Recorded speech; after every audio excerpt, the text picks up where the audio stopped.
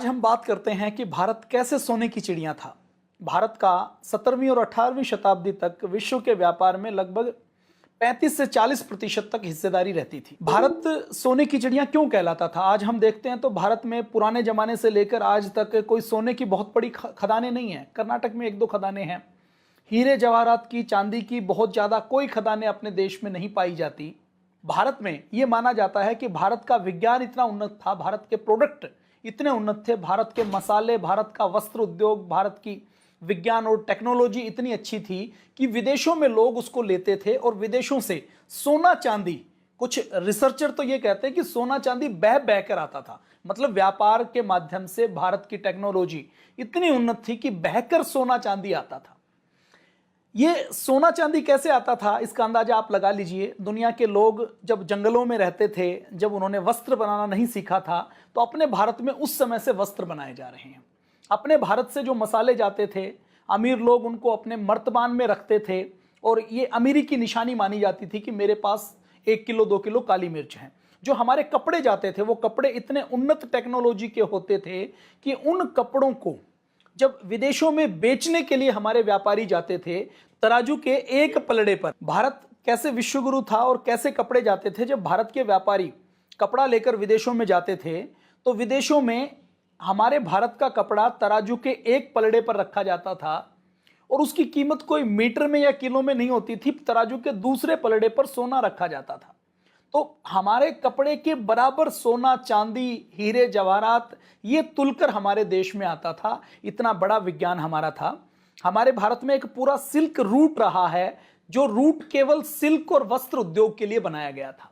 हमारे भारत में वस्त्रों का विज्ञान कितना उन्नत रहा है इसका अंदाजा आप लगा लीजिए। दुनिया के दूसरे लोग या तो भेड़ के या दूसरे जंगली जानवरों के बालों से धागा बनाते थे, उनसे वस्त्र बनाते थे और उनके जो कपड़े बनते थे वो कपड़े नहीं होते थे, वो तो लबादे होते थे जिनको वो शरीर के ऊपर धारण करते थे, जो बहुत गर्म होते थे, बहुत मोटे होते थे। अपने भारत में वस्त्र विज्ञान इतना उन्नत था कि अंग्रेज जब भारत में आए, विदेशी लोग कई जब आए तो उन्होंने जब रुई देखी तो उन्होंने ये कहा कि भारत के अंदर तो भेड़ का पौधा होता है। उनको ये नहीं पता था कि रुई जैसी कोई चीज वनस्पति के ऊपर, पेड़ के ऊपर लगती है। तो अपने भारत का वस्त्र विज्ञान कितना उन्नत था इसके मैं 1-2 उदाहरण आपके सामने रखूंगा। 9वीं शताब्दी में भारतीय वस्त्र उद्योग के बारे में यह कहा जाता था कि एक थान, कपड़े का पूरा थान अंगूठी के अंदर से निकल जाता है। 17वीं शताब्दी में फ्रांसीसी यात्री आया टेवर्नियर के नाम से। वो व्यापारी जो यहां पर आया तो वो यहां पर अपने कपड़े को देखकर कहता है कि कपड़े की बुनाई इतनी महीन की गई है कि किसी ने पहन लिया तो ये नहीं लगता कि पहना हुआ है कि नहीं पहना हुआ। सामने से देखने से वो व्यक्ति नंगा दिखाई देता है, इतना बारीक कपड़ा यहां पर बनता था। पर्शियन राजदूत एक बार अपने देश में आया और वो अपने सुल्तान के लिए गिफ्ट यहां से लेकर गया। तो उसने भरे दरबार में सुल्तान को नारियल का एक गिफ्ट दिया, नारियल का खोल। उस नारियल के खोल को दरबारियों ने आश्चर्य से देखा। जब सुल्तान ने खोला तो उस नारियल के खोल के अंदर 30 गज का मलमल का थान निकला। यह टेक्नोलॉजी हमारे भारत देश के अंदर थी। हमारे यहां जब अंग्रेज आए तो 18वीं शताब्दी में उन्होंने भारत से बना हुआ एक कपड़ा अपने इंग्लैंड में भेजा और उस कपड़े को जब काउंट किया गया कि ये कितना बारीक है तो ये पाया गया कि उस कपड़े में जो धागा लगा हुआ है वो 2425 काउंट का है। आज भी हम आधुनिक मशीनों से जब धागा बनाते हैं तो 500 से 600 काउंट का ही धागा बना पाते हैं। जहांगीर का नाम आपने सुना है। जहांगीर के राज में, जहांगीर के काल में 15 गज लंबी, 15 गज लगभग 15 मीटर लंबी, 1 गज चौड़ी, लगभग 1 गज चौड़ी मलमल के कपड़े का वजन केवल 100 ग्रेन होता था। 1 ग्रेन मतलब 1 ग्राम में 15.5 ग्रेन होते हैं। इसका मतलब क्या है कि 1 ग्रेन 1 ग्राम का 15वां हिस्सा है। तो लगभग 6 ग्राम में 15 गज लंबा और 1 गज चौड़ा मलमल का कपड़ा रहता था। इतनी टेक्नोलॉजी भारत के अंदर थी। अभी इस भारत के वस्त्र विज्ञान को दोबारा से विलुप्त हो गया है। पतंजलि ने एक नई पहल की है। पतंजलि ने बांस के वस्त्र बनाए हैं।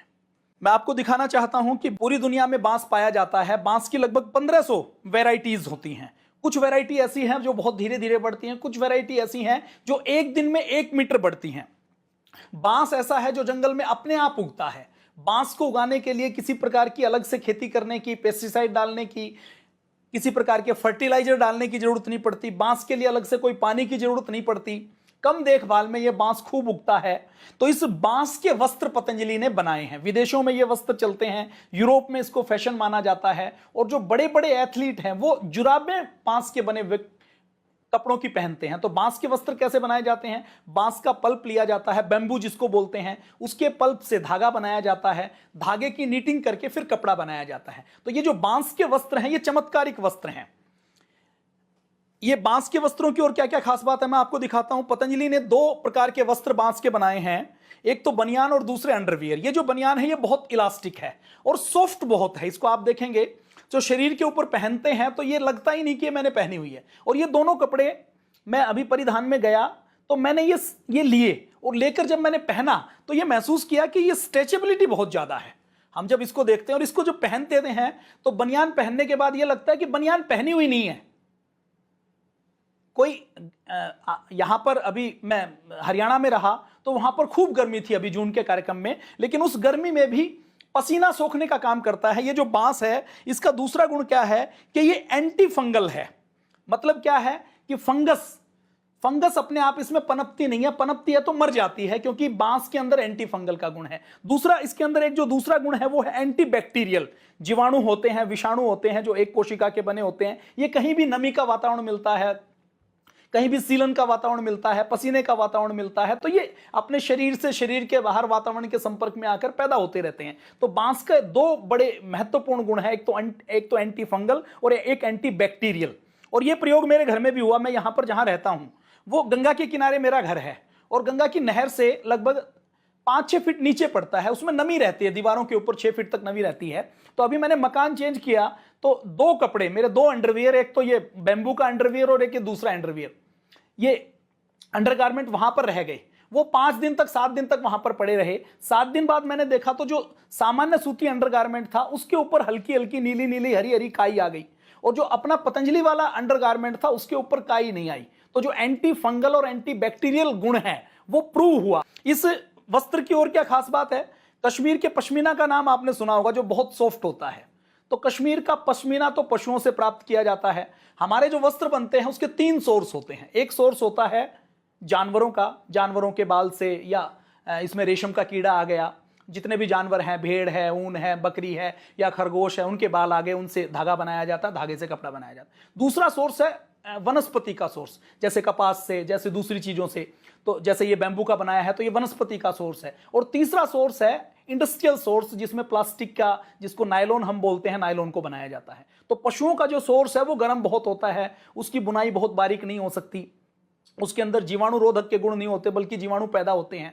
सूती कपड़ा सबसे अच्छा माना जाता है। और अभी तो कपास के अंदर एक बड़ा षड्यंत्र हो रहा है कि कपास में बीटी कॉटन आ चुकी है।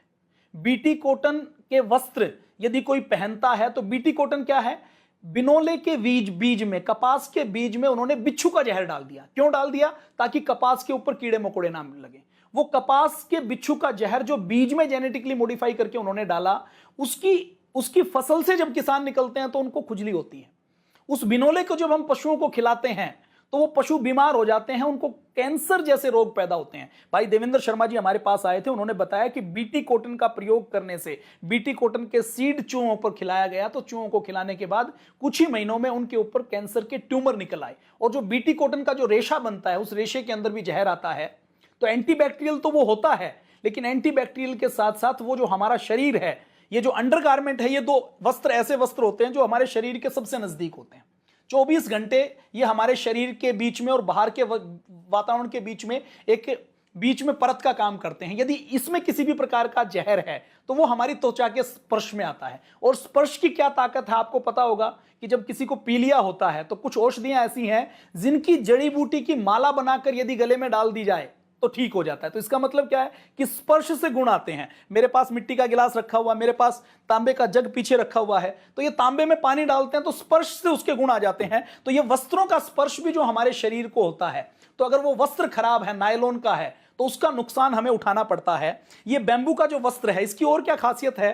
इलास्टिक तो है, इसकी सॉफ्टनेस देखें तो जो पश्मीना होता है, पश्मीना के जैसी इसकी सॉफ्टनेस है। दूसरा क्या है? ये बायोडिग्रेडेबल है। इसके साथ साथ इसकी और क्या खास बात है? थर्मो कंट्रोल के गुण हैं। गर्मी में जब हम पहनेंगे तो ये ठंडा रहेगा, सर्दी में हम पहनेंगे तो गर्म रहेगा। इसका और क्या गुण है, इसका बांस का जो रेशा है, बैम्बू का रेशा, इसका गुण है कि नमी को सोखता है।